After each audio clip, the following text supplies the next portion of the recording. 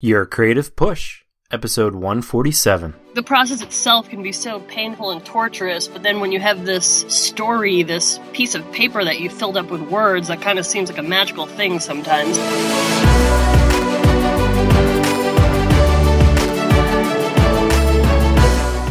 Welcome to Your Creative Push, the podcast that pushes you to pursue your creative passions. I'm your host, Youngman Brown, and my guest today is Debbie Chesebro. Debbie is a creative producer with over 15 years of experience in production, post-production, accounting and finance, feature films, commercials, and new media. She's worked on feature films such as Hurt Locker, Nacho Libre, Fever Pitch, and Pee-wee's Big Holiday, as well as many international productions. And most recently, she worked in Cambodia on Netflix's upcoming Angelina Jolie Pitt-directed feature. And Debbie, first of all, thank you for coming on the show. Can we start with that? Because I love everything that Netflix is pumping out, and I imagine that Angelina Jolie is doing something pretty cool. So what's that one about? That one is actually based upon the, well, first of all, actually, thanks for having me on, I should say. I appreciate the time. Oh, of course. And the ability to talk to you. The Angelina Jolie film that they're doing in Cambodia, we've already wrapped, but it's based upon the book First They Killed My Father, which is the true story of one family's struggle to make it through the Khmer Rouge regime when they were in power in Cambodia. And it's about how the family gets broken up and sent to different camps. And, you know, I don't want to give anything away, but certain family members make it out, certain family members don't. So we were over in Cambodia for a couple of months. I myself was there for about 2.5 months. Had a great time. Cambodia is amazing. If you've never been, I was obsessed with Siem Reap and Angkor Wat and all the temples.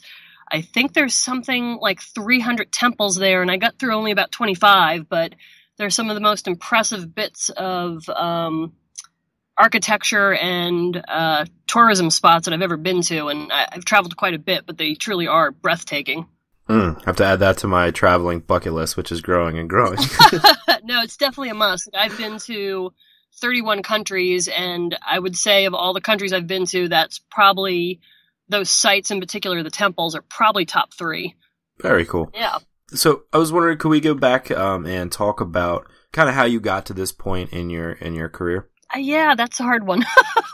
I mean, as you noted before we jumped on, I'm pretty busy. My career has taken a lot of twists and turns, but I came out to Los Angeles from New York, where I'm originally from, because I studied at the USC Film School. Mm-hmm.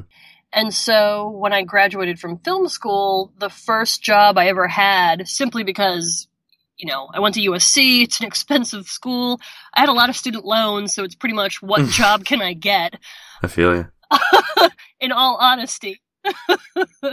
And I started off in the art department, which wound up being great because you could just see how these sets were built and how everything was pieced together. And you could see how a director had a particular vision and then how the art department would add their own touches through research and just their own personal tastes, and how that actually went from a blueprint to actually being this physical thing that you could walk onto set. So that I found amazing. But that was never really my interest. So I think I did that for about maybe 1.5 to 2 years. And then at that point, someone I'd met through the art world knew someone that was looking for a production supervisor at a commercial production company. So then I went to work for Wild Scientific and GLG. Wild Scientific is David Wild's commercial production company, and he was an award-winning commercial, I mean, he still is an award-winning commercial director. And that was great for me because, again, as supervisor, I'm just seeing how all these things are put together, and commercials are so quick and down and dirty. And I was lucky enough to work with someone like David, who's so creative. He actually, you probably would know some of his work if you were an MTV junkie back in the day. I'm not quite sure of your age, but 31. Okay, so you're a little younger than I am, but MTV, back in the day, they had these interstitials between either their music videos or their TV shows, and David did a lot of those in the beginning. So just super creative mind, and he was great to work with. And from commercials, I just decided that like I said, they're kind of down and dirty and quick. And as much as I liked working, you're constantly looking for work in commercials it's not even a month sometimes, like every couple of weeks you're looking for work, and that can really be a grind. Mm-hmm. So I moved on and started getting into personal assistant work. And my personal assistant work included working for Danny Elfman, William H. Macy, Felicity Huffman, Greg Mottola. And Greg was the last person I had personal assisted, and I was lucky enough I never had any of those nightmare swimming with sharks scenarios. I worked for some very nice people, I just want to say. But again, with personal assistant work, you're only going to get so far if you have certain creative ambitions of your own. And it just was getting to the point where I wasn't going to move up any other ladder. None of these people had their own production company or anything like that, where maybe I could segue from being a personal assistant into an executive or a producer at their production company.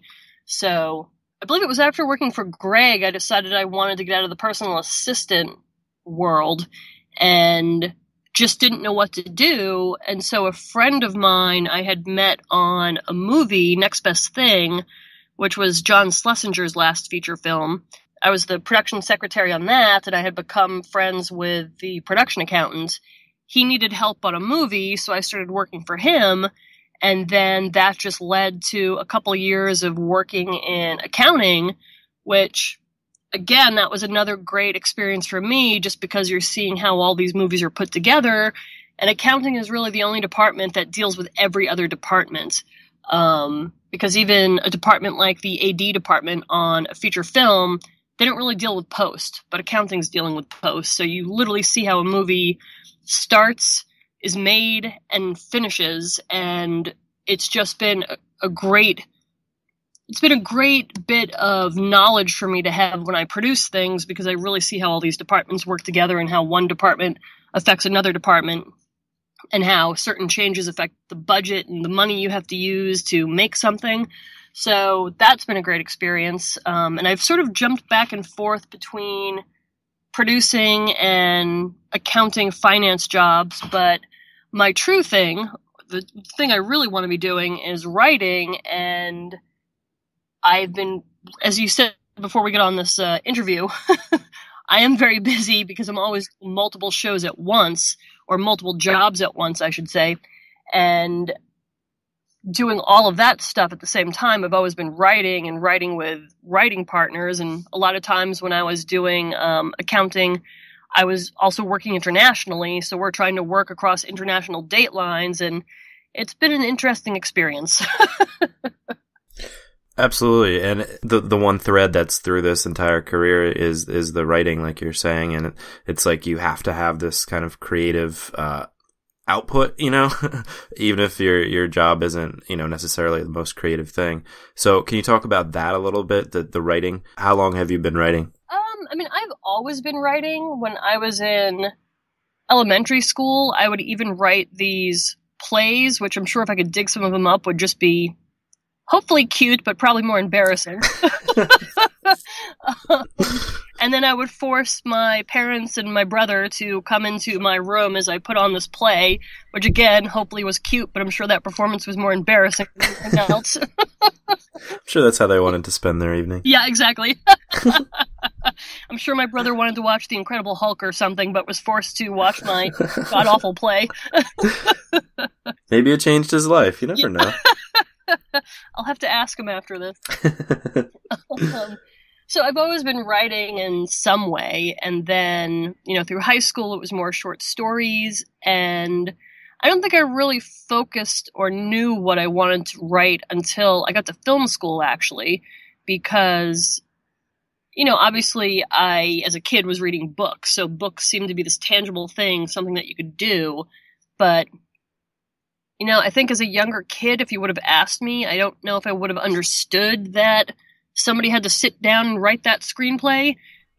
You know what I mean? It's just not something when you're halfway across the country from Hollywood that seems to be a doable thing or a process that you really understand, unless you have somebody in your family that also does it, and I just didn't. So it was sort of this mythical process that happened, and I didn't really understand the blow-by-blow steps of it until I got to film school, and then realized, like, oh, somebody actually has to sit down and write this stuff. So I think what exactly I wanted to write didn't come into focus until film school. And then ever since film school, I've just been writing screenplays. And has it been all daisies and unicorns? Or God, no. Yeah. God, no. I think it's, was it Dorothy Parker that said, I don't like writing, but I like having written? I definitely relate to. Yeah, me too, for sure. It's like the process itself can be so painful and torturous, but then when you have this story, this piece of paper that you filled up with words, that kind of seems like a magical thing sometimes. But no, I mean, in terms of my writing career, I've been someone who, I always like writing with partners. I just find it more fun. And at this point, I think I'm on my 4th writing partnership, and it's a cliche, but they're literally like marriages. So I guess I've had 3 divorces. But no, they've all been good. But you also realize that, or at least I should say what I've realized is that certain people are more determined to be writers, and I hate to phrase it this way, but are willing to suffer and last it out or wait it out longer than others, if that makes sense. Yeah, it makes sense. Now, you had mentioned a kind of not so good story. Well, I don't want to spoil it, but when you emailed me, you mentioned this story about this screenplay. Oh, yes. The screenplay you're referring to is called Prom Queen, and it's a high school revenge comedy. And my writing partner that I wrote that with, Tyson Fitzgerald, we had started writing an idea that Tyson had, and we must have been working on that for, I would say, at least 8 months. I'd have to go back and look at the outlines and the dates of the documents and when we actually started, but it was a good long while. And we were super excited about this idea, and it was really cool, and it was going to have a lot of twists and turns, and as you're writing, you're getting more and more excited about all these different ideas you have, and we were definitely in love with this idea. And then one day I get a phone call from Tyson, and I can just tell from the tone of his voice that something is wrong. And he said, have you watched TV lately? And at that point I was probably working on a show, so I hadn't really been watching TV. And I said, no, why? And he said, there's this TV show called Heroes coming out. I just saw the commercial, and I swear it's the same idea that we've had. And I think it was maybe about a week or 2 later that I finally saw the commercial. And I mean, obviously it's not the same exact show, but they had a lot of the same themes and ideas that we had, where it was a group of people with these powers that they were trying to figure out what the powers are, why they have them, what's the whole mystery behind that. And it was just the most depressing, deflating, defeating moment you can possibly imagine. So I think the 2 of us went into a deep funk for a couple of days. And we put that idea aside because obviously somebody had beat us to the punch. And, if we'd finished that idea and tried to pitch that around town, the notes we would have been getting is, well, you're clearly trying to copy Heroes, which we weren't. We weren't even aware of the show because, like I said, the first time we were aware of it is when Tyson had seen the TV commercial. But it's just weird how that happens in Hollywood sometimes. People just have very similar ideas.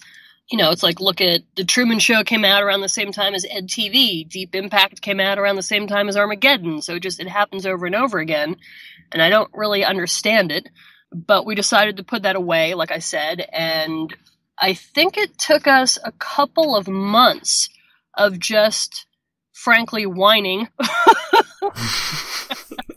because we'd spent so much time on this idea, and it's really hard when you've put that much work into something and you realize that you're probably not going to be able to do anything with it. And I guess we could have pushed ahead and decided to write it anyway, but for whatever reason, I don't really remember our exact thinking, we decided to just put it away. We had a session where it wasn't really about writing, but we decided we were going to get together, figure out what our new direction was, or what we were going to do. And we started a discussion of, why is it that you got into movies, or why is it that you like to write, and what is it you like to write about? And that led us to a discussion of John Hughes. And my theory is that, again, as you said, you're a little bit younger than I am. I'm a little bit older. My generation, I feel like you talk to anybody and there's this reverence for John Hughes movies because they're funny, they're smart, but there's also sometimes very dark emotions and ideas in those movies, and there's a lot of emotional resonance in those movies, and that's why they last, and that's why people just sort of have this cult worship of John Hughes. And I don't think there's any filmmaker that has come before or even after him that has that same sort of draw for a particular generation. And so we were both saying how much we love John Hughes and how we love those high school movies. I mean, the both of us, Tyson and I, love high school movies. And for a period of time, there just wasn't that many great high school movies out. And so we decided, you know what, let's do a high school movie. Then we said, you know what, if we're going to do a high school movie, let's make sure it has the same elements that a John Hughes movie has. And I think the thing that really sets John Hughes apart from other filmmakers that work in that area of high school and teenagehood and growing up and, you know, that whole period of time is that, like I said, he is funny, he is smart, but there are deep emotions in his movies, and I think that's the stuff that people respond to, and more than anything else, that's the stuff people remember. So we said, if we're going to do this, let's make sure that we have that sort of John Hughes type of storytelling. And so we came up with Prom Queen.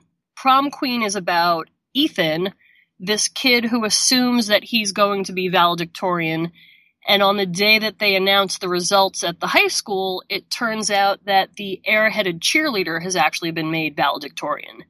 And there's a whole mystery there as to why she was made valedictorian and not Ethan.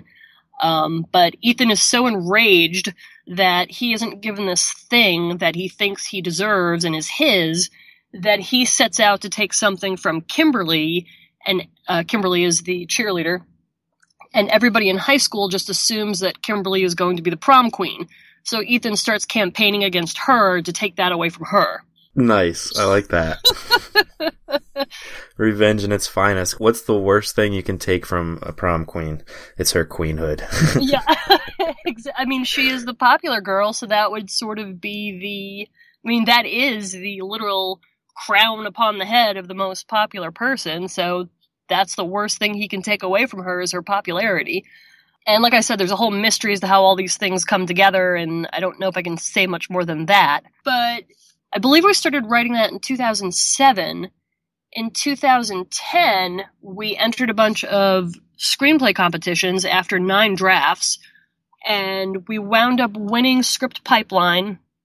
We wound up making the finals of the AAA screenwriting competition and the semifinals of the Nichols Fellowship, so we did pretty well with that screenplay. And then Script Pipeline, which is run by this guy Matt Misitich, who is just awesome. He loved our screenplay. He was a big fan, still is a big fan, as he tells us all the time. He took that screenplay and he just started sending it out all over Hollywood, and we got really good feedback, and after a while, we got very polite, we love it, but we can't do anything with it type notes. And so we kind of moved on to other ideas, and we thought, okay, at least we won the screenplay competition, we can say that. We basically had a little bit of an introduction to people around Hollywood via Matt and Script Pipeline, which was great, and kind of just stopped thinking about it.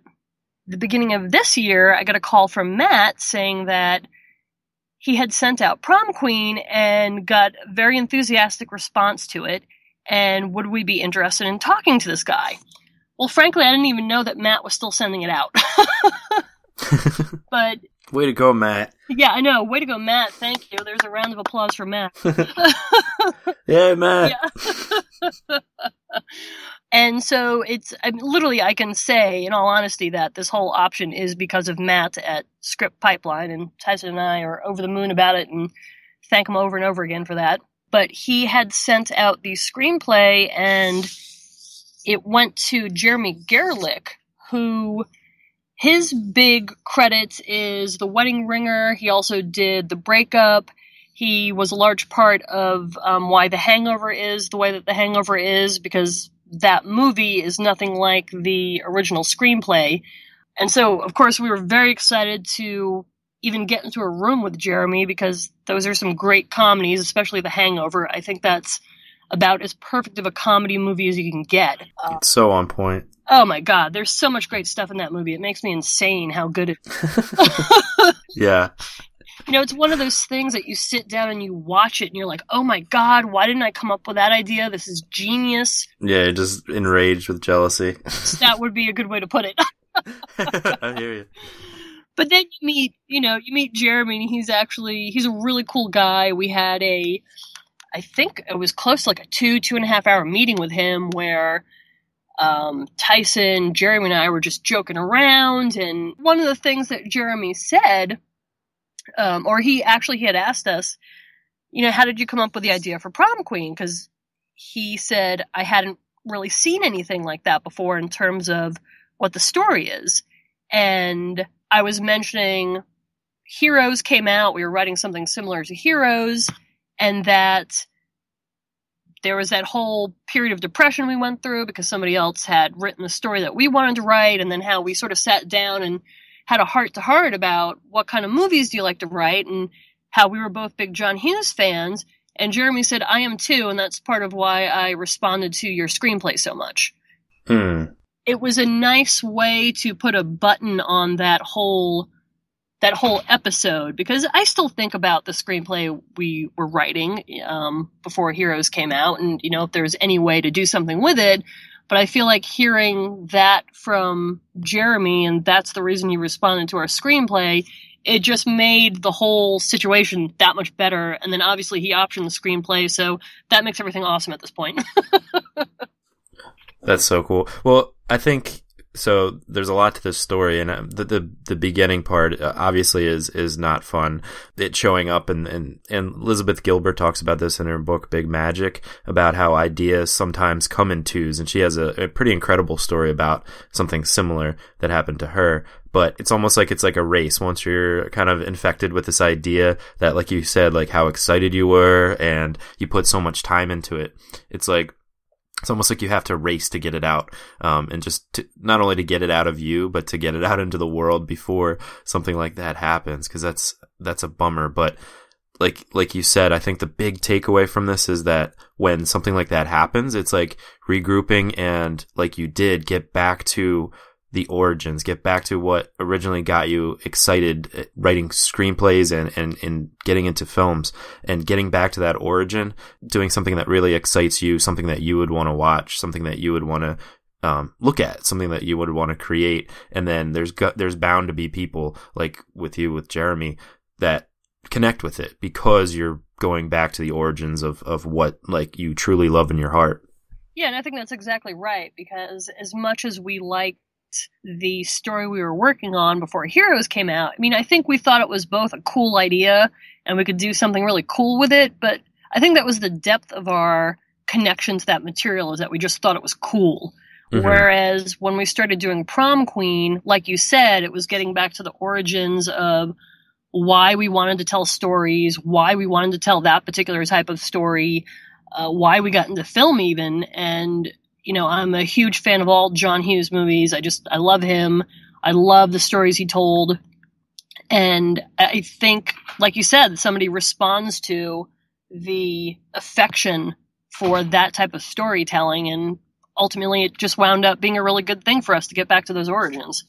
Absolutely. I'm so glad it had a happy ending. So are we. Now, when it comes to the writing process itself, do you have any kind of struggles, like kind of on a daily basis to, get words on paper and get what's inside of you out? Yeah, I mean, I'm not someone, like, my writing process is just a little chaotic, just because I do also work in the industry, and this is not a normal job when you're working in production. A normal day is 12 hours. If you get off after 10 hours, you're like, woohoo, half day. And it's also just a very chaotic work environment. So usually at the end of the day, you're just so wiped out. And I know there are people that can do that type of work and then go home and they write for another 2-3 hours. I'm unfortunately not that type of person. I wish I were. So for me, the writing process is a little bit more fractured than I would like it to be, because I don't usually write Monday through Friday. You know, I have a lot of brainstorming sessions and I'm taking these notes that I'm scribbling down on pieces of paper, but I don't really start addressing those until the weekend, when I can sort of devote 3-4 hours at a time and just sit down and not have any other distractions. So I'm more of a weekend writer than anything else, which I guess it's one of the reasons it's taken longer than I would like to get to this point. But yeah, I don't have the focus during the week to be able to do it. Yeah, but the important thing is that you do find the time on the weekend when you should be wiped out and just kind of comatose. And I think a lot of people can relate to that. Not necessarily working 12-hour days, but just having a job that wipes them out kind of creatively. When you get home, it's so hard. I'm the exact same way. That's my situation, man. You get home and you're just like, the last thing I want to do is put myself out there because I'm in a bad place right now. But I think it's so important then to utilize that free time on the weekends, or find whatever time you can, as fractured as it may be. Yeah, and I think what's made it easier for me, you know, I don't want to speak for Tyson, obviously, but when Tyson and I were outlining Prom Queen, and I'm working with another writing partner right now, working on a period crime drama TV series. The outlining phase is always the most fun for me, because that's when you're both in a room together and you're throwing ideas around. And I mean, it's more like hanging out with a friend and just having a good time and a couple of laughs. And it's very free form. And I feel like that's the most fun I have when I'm writing, is that you have this person to bounce ideas off of. And if you're lucky enough, I mean, like I said before, I've had 4 writing partnerships. I would say 2 of those writing partnerships were more like hanging out with really good friends, because I had someone to play with. Like I call it, you're playing with each other. And the worst thing I think you can have in a writing partnership is someone who won't play with you. And by that, I mean, you know, I would throw out an idea to Tyson, let's say, because we're talking about Prom Queen. And he would say, oh my God, that's a great idea. And then if we do this and that, then that would be even cooler. And he would throw that back at me, and I'd say, oh my God, okay, that's a great addition. And then if we do this and this, and we would just keep going back and forth like that, where, you know, I've had other writing partners where you throw out an idea and their first reaction is just no. Right. You know, and so it's like you're constantly going up against a brick wall. So I think in a writing partnership, if you can find someone who's willing to play with you, who's willing to get as excited about your ideas as they are about their own, then that's really the best that you can hope for. And now if I read Prom Queen, I can't tell which joke is Tyson's and I can't tell which is mine, because we would go back and forth so much. And then the way that we also did the actual writing of the screenplay after we'd finished outlining was such that I would get 3 scenes, and then he would get the 3 scenes after that, and I would write those 3 scenes, and then when we were ready to rewrite, the scenes that I originally wrote, Tyson would get to rewrite, and I would get to rewrite his scenes. Every single time we did a new draft, we just kept switching back and forth, so whatever I had previously written, Tyson would rewrite, and vice versa. So at this point, the script is so blended to me that I can't tell you what was Tyson's and I can't tell you what is mine, which I think is a great sign. That's so cool. Yeah, exactly. And that's what a partnership should be. It's like that going back and forth, where you're just kind of one, you know, like a cohesive whole. And I think you nailed it, where if it's not fun, if it's like throwing things against a brick wall, if it's not like playing, then, you know, it's time for divorce. Yeah, exactly.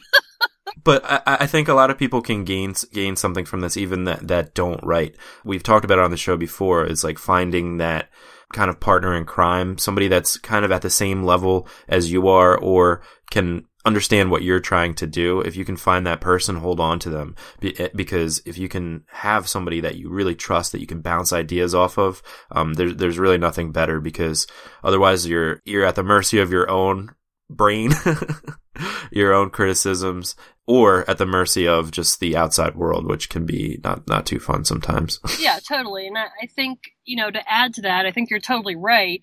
But to add to that, I would say also finding a partner who doesn't have the exact same strengths that you do, and they basically make up for whatever weaknesses you have. Because I think with Prom Queen, for example, I would say Tyson's better at dialogue. He's got a better ear for dialogue than I do, but I think I'm better at structure and making sure that the story flows from Act 1 to Act 2 to Act 3. I'm kind of anal about that. Drives me crazy when I see movies and they've just dropped storylines willy-nilly for no reason. So I think we definitely play well together. We definitely get excited about each other's ideas, but where I might not be as strong as Tyson, that's where he can jump in and fill in those holes. Yeah, finding that perfect match is hard to do, but like you said, when you have somebody that plays to your weaknesses and strengths, it's the best thing. Oh yeah. Well, a good writing partnership when you're outlining, like I said, it's just hanging out with a friend, having a couple of laughs, and right now the crime show I'm working on, it's the same thing. We're just throwing ideas back and forth. It's a great time. We're getting excited about all these twists and turns we come up with. And then, it helps that we also drink whiskey quite a bit as we're writing. So if there's one takeaway from this episode, it's when in doubt, grab the whiskey. Whiskey solves everything, doesn't it? Most of the time. Yeah, most of the time. Sometimes it's not advisable. Debbie, this has been awesome. But it's time for the final push. And this is where I ask you to reach through the microphone and grab the shoulder of one of the listeners that you've already really inspired today. And just give them your best words of advice and really just push them to pursue their creative passions. Yeah, I would say the takeaway from this, and especially the takeaway I got from my experience with Prom Queen, is, like you said, just go back to the origins. Why are you doing this? What inspired you in the first place? And what is it that you truly love? And, at least for me, it was going back to when I was a teenager and the stuff that I really responded to. And that ultimately is what led to a screenplay being optioned, is just going back to the origins. There's good stuff to be found there, I think. Debbie, thank you so much for coming on the show today. I really appreciate it. How can people find you? Yeah, thanks for having me. I had a great time. And anybody that wants to reach out, they can just reach me at my email address, which is debbiechesebro@gmail.com. It's DEBBIECHESEBRO@gmail.com. And I appreciate the time. Excellent. No, we appreciate you coming on. Thank you so much. Thank you. Big thank you to Debbie for coming on the show to share her story. Two really big takeaways from this episode. One, I think you know it already. It's getting back to your origins, getting back to the reason that you started doing this creative thing in the first place, especially if you're at a point where you're stuck, if you've plateaued, if you feel stagnant, if something really bad happened to you and you don't quite know why, artistically speaking or creatively speaking. Get back to square one. Find the things that attracted you to this calling in the first place, the things that made you inspired as you were consuming the thing, that made you turn to the other side of a producer, of somebody who produces content, who puts things out into the world. Whatever it was that drove you to do that, find it and bring it back out. I think that's the best way to get back to the heart of things. And also, I just loved what she had to say about having a writing partner and the idea of playing. And something to consider if you don't have a writing partner or a creative partner. We've talked about collaborative competition before. It can be so helpful, so important, especially if you don't have somebody in your life that's in the same place as you. If you have to rely on podcasts for motivation, totally fine. I do too. But try to actively find somebody in real life that can help to motivate you and that you can help to motivate, that you can learn things from, and that perhaps you can even collaborate with. Try to really think about putting yourself out there, because you will grow in ways that you aren't able to grow just by yourself, just with your set of eyes, and just with your knowledge base. Something for you to really think about this weekend. Really make it a goal to try to find a way to find that person, or if you already have that person, to find a way to work with them. But that is all I've got for you today. Hopefully you were inspired to go and get your work done. So go and get it done all weekend long, baby. We will see you on Monday if you need the push again. But until then, have a great couple of days. Be productive. I love you all, and we'll see you then. Bye.